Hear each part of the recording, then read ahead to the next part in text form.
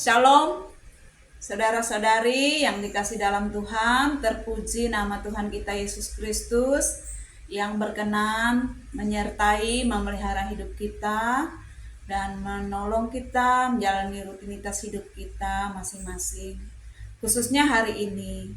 Dan sebelum kita beristirahat dalam tidur malam kita, baiklah kita bersama-sama mendengar dan merenungkan sejenak firman Tuhan. Di mana firman Tuhan pada hari ini berdasarkan Yeremia 19 ayat 1 sampai yang ke-15 dengan perikop pelajaran dari buli-buli yang pecah. Saya membacakan satu ayat dari perikop firman Tuhan ini. Silahkan selebihnya Bapak Ibu Saudara dapat membaca di tempatnya masing-masing. Saya akan membacakan dalam ayat yang ke-15, demikian firman Tuhan. Beginilah firman Tuhan semesta alam, Allah Israel. Sesungguhnya aku akan mendatangkan ke atas kota ini dan ke atas segala kota sekitarnya seluruh malapetaka yang telah kukatakan akan menimpa mereka. Sebab mereka berkeras kepala dan tidak mendengarkan perkataan-perkataanku. Bapak Ibu Saudara-saudari yang dikasih dalam Tuhan kita Yesus Kristus, menjadi bagian dari umat pilihan Tuhan adalah hal yang membanggakan sekaligus membahagiakan. Kenapa demikian? Karena menjadi bagian dari umat pilihan Tuhan, hidup kita terjamin, terpelihara, baik dalam kehidupan sekarang maupun sampai kepada hidup yang kekal. Bapak Ibu Saudara, walaupun demikian, kita tetap harus waspada. Jangan lalai, jangan lengah. Karena menjadi umat Tuhan, kita tetap dituntut bagaimana hidup yang sesuai dan seturut dengan kehendak Tuhan. Hidup yang sungguh-sungguh setia dan mengasihi Tuhan. Sesuai nas firman Tuhan untuk kita pada hari ini, Nabi Yeremia menyampaikan firman Tuhan kepada umat Israel, khususnya di Yehuda. Dalam catatan sejarah, Yeremia menyampaikan firman Tuhan selama kurun waktu kurang lebih 20 tahun. Yaitu sejak tahun 627 sebelum Masehi. Dan ketika dia menyampaikan firman Tuhan, umat Yehuda atau bangsa Israel berada di tengah suasana politik bangsa-bangsa yang sedang goncang, di mana ada kerajaan-kerajaan besar yang hendak memperluas wilayah kekuasaan mereka. Salah satunya adalah Babel. Dan umat Yehuda berada terjebak di antaranya. Sementara itu dalam kehidupan umat Tuhan, di negeri itu sendiri, umat Tuhan dan para pemimpinnya melakukan banyak penyimpangan. Kalau kita lihat melewati nas kita pada hari ini, apa saja yang menjadi penyimpangan mereka? Dalam ayat 4 sampai yang ke-5 memberi penjelasan bahwa penyimpangan mereka adalah antara lain adanya penyembahan berhala atau ilah-ilah. Kemudian adanya penumpahan darah orang yang tak bersalah. Dan yang paling keji adalah membakar anak-anak mereka sendiri sebagai persembahan bagi dewa Baal. Hal itu bisa kita lihat dalam ayat yang keempat sampai yang kelima. Dan karena itu firman Tuhan melalui Yeremia memberitakan tentang penghukuman. Dalam penyampaian itu, Yeremia diperintahkan oleh Tuhan menggunakan suatu simbolis, yaitu bagaimana dia membeli buli-buli dan kemudian memecahkannya di hadapan tua-tua para pemimpin orang-orang Yehuda. Dan kemudian itu terwujud beberapa waktu yang akan datang, bahwa malapetaka akan menimpa umat Yehuda, antara lain melewati penyerangan dari bangsa yang besar yaitu Babel.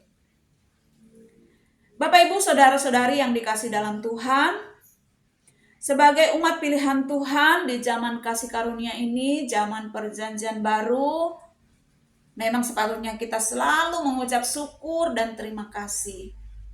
Karena sebagai umat pilihan Tuhan, kita terjamin kehidupan kita, terpelihara, ada berkat-berkat Tuhan jasmani dan rohani bagi kita, baik dalam hidup sekarang dan sampai kepada hidup yang kekal.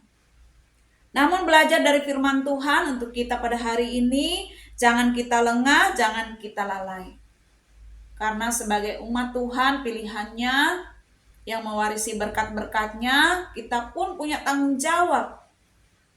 Tanggung jawab kita adalah bagaimana mengasihi Tuhan, bagaimana taat dan setia kepadanya. Sekalipun mungkin dalam keadaan yang sangat sulit di tengah-tengah dunia ini.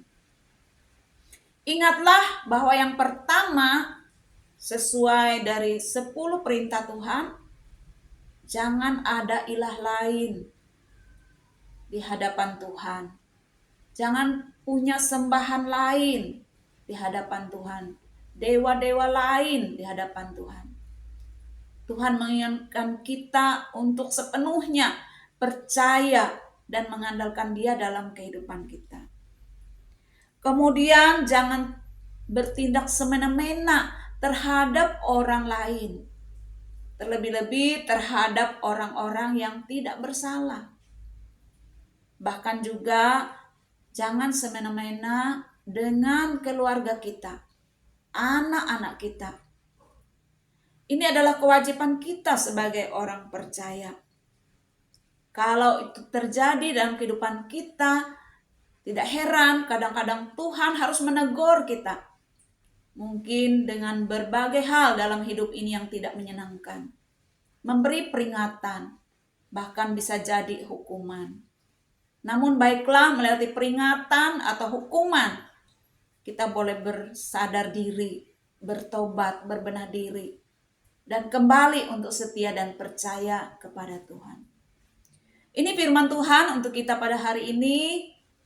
Kiranya Roh Kudus yang melengkapi, menyempurnakan, dan menolong kita untuk bisa memahami serta melakukan firman Tuhan ini dalam hidup kita sehari-hari. Tuhan Yesus memberkati kita sekalian. Amin. Mari kita satu hati bersama dalam doa. Tuhan, terima kasih untuk firman-Mu yang telah kami sampaikan dan dengar. Kiranya Roh Kudus menolong kami untuk bisa memahami kebenaran firman Tuhan dan memberlakukan dalam hidup kami. Sebagai umat Tuhan, pilihan-Mu ya Tuhan, kami bersyukur berbangga bahwa kami boleh terjamin kehidupan kami. Kami boleh mewarisi berkat-berkat-Mu ya Tuhan, baik dalam hidup ini sampai hidup kekal. Namun demikian, biarlah Roh Kudus senantiasa membimbing, mengingatkan kami, agar kami tetap setia kepada Engkau Tuhan. Tidak ada ilah lain dalam hidup kami. Agar kami tidak semena-mena terhadap orang lain, lebih-lebih terhadap orang-orang yang tidak bersalah. Agar kami menghargai anak atau keluarga kami. Dan kami boleh hidup berkenan di hadapan Tuhan sesuai dengan firman-Mu. Kami yakin bahwa keselamatan dan berkat Tuhan sampai hidup kekal akan menjadi bagian kami.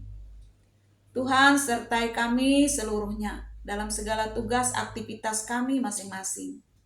Secara khusus Bapak Ibu Saudara-saudari kami yang mungkin masih beraktivitas malam ini. Biarlah Tuhan menyertai, melindungi, dan menolong mereka menyelesaikan segala tugas tanggung jawab mereka dengan baik. Kami serahkan juga bagi sebagian besar kami yang akan menikmati istirahat tidur malam kami. Mohon penyertaan perlindungan Tuhan agar semua dalam kedamaian, keselamatan, dan besok hari boleh bangun dengan sehat, tak kekurangan apapun.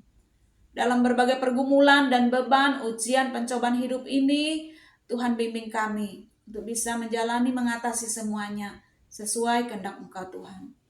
Terima kasih Tuhan, Kami berdoa, berserah, bersyukur dalam nama Tuhan Yesus Kristus, Juru Selamat kami. Amin. Demikian firman Tuhan untuk kita pada hari ini. Semoga Tuhan berkenan kita boleh bertemu kembali pada edisi berikutnya. Shalom.